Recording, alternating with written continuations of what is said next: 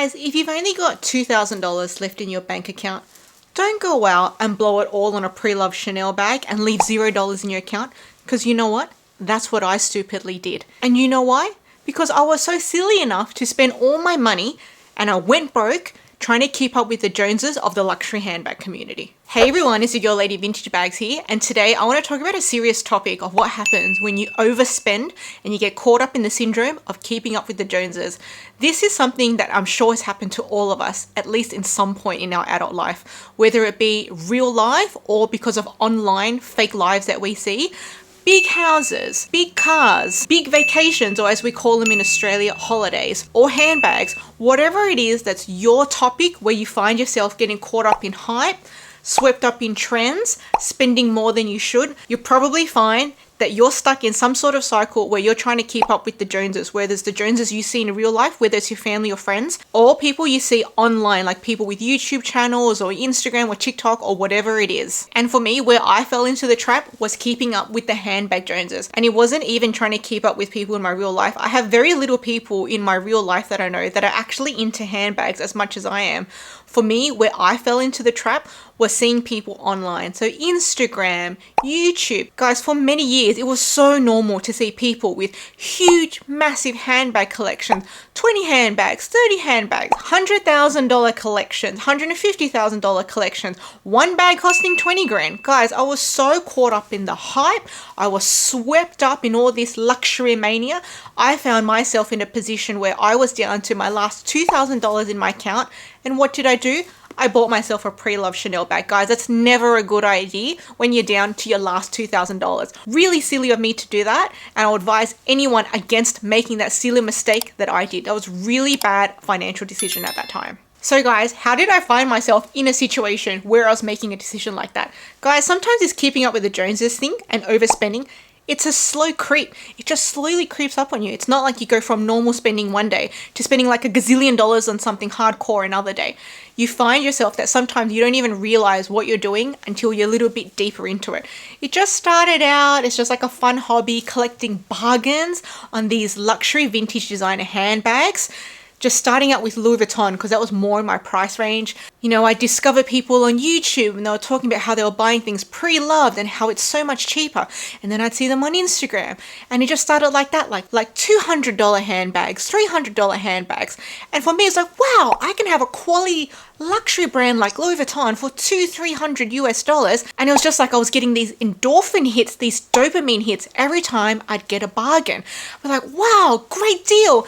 Ding, hit. And then the endorphins would go down and then I'd look for my next hit. Ding, another bag, another great bargain. And that would go down. And then I'd chase the next bag again. And then after a while, that creep started going up with my price point as well. And then I found myself chasing Chanel bags, and then I had jumped from a couple of $100 per bag to a couple of $1,000 per bag. But that took like a couple of years to get to this point too. So like I said, it's a slow creep and I didn't even realize I was doing it. And I would spend hours and hours scrolling Instagram, watching YouTube reviews, watching YouTube collection videos. And I was just immersed in this world. I really want it. That's such a good price. Of fabulous women with fabulous handbags and their fabulous wardrobes. It's just like, wow, I can be like that. And then I found myself unknowingly keeping up with the Joneses. And for you specifically, it might not even be handbags. Maybe for you, it's something else. Like maybe it's buying that dream house of yours. Maybe you've moved from your parents' house and then you went to live somewhere for college or university. And then you got your first adult place. And then it was kind of small, an apartment, but you dreamt of a big home and you wanted something bigger. And then all your friends around you were getting big homes and you want more and more. Or maybe for you, it's a car. Maybe you started off with a really regular car, like a Toyota or a Honda, or as you guys call it in America, an Acura. And then you wanted a BMW, or maybe you wanted some luxury car. I think for every one of us, we have that one thing in our life where it's our vice and we like to spend money on it. And we always are chasing the next thing, the next bigger thing, the next better thing, the next version of something. For some people, it's tech even, the headphones or the computers or the laptops or the cameras or whatever it may be. But I just want to remind all of us, including myself, not to let it creep up to the point where you're spending your last dollars in your bank account. And because at that time, obviously I wasn't thinking very straight. I was just like caught up in the hype. And it crept up on me. Like by the time I was in that situation, I didn't even realize it was happening. Now, that wasn't even in like the height of the pandemic where everyone was stress shopping or stress relief shopping. So that was in early 2020.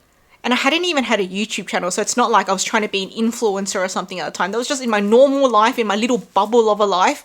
I was already getting that bad at that time.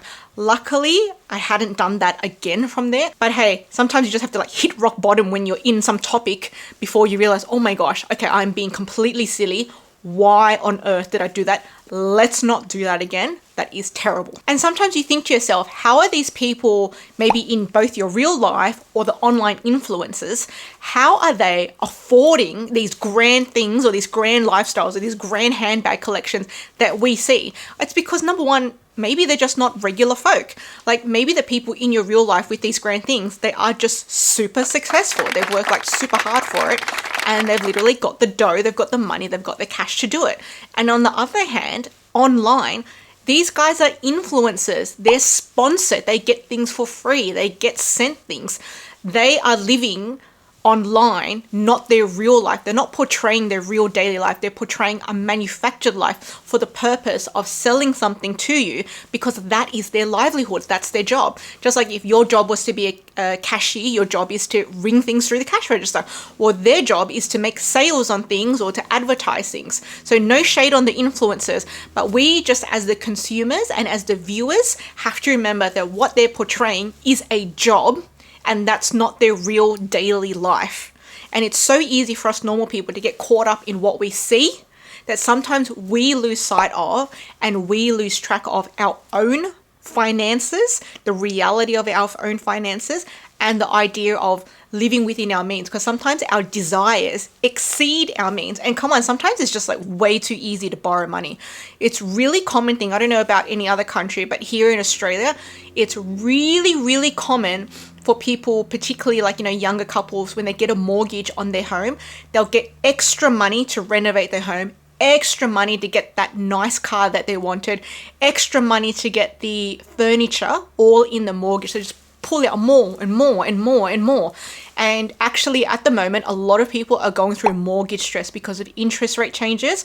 A lot of people are really stressed out at the moment. So maybe a lot of people aren't even happy with their decision when they upgraded everything in their furniture and their cars back in the day when interest rates were different compared to now, because a lot of families are struggling at the moment. A lot of nice things in the house and a lot of struggle and a lot of stress in the head from the finances that was used to pay for that. So sometimes maybe we all just need like a little accountability buddy in our head just to remind ourselves not to overspend or spend above our means, particularly when we're chasing materialistic things like a handbag, because again, like to what end?